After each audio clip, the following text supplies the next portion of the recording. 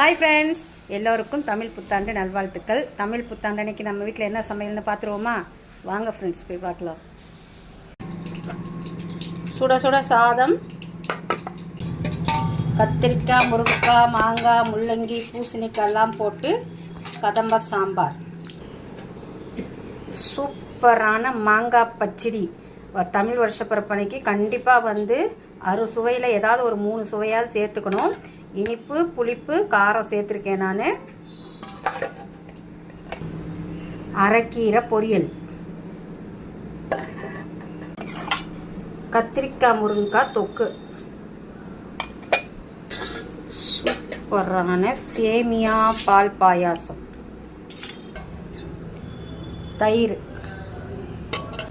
உளுந்து வடை, அப்பளம். இதுதான் ஃப்ரெண்ட்ஸ் நம்ம வீட்டு சமையல். வாங்க ஃப்ரெண்ட்ஸ், சாப்பிடலாம்.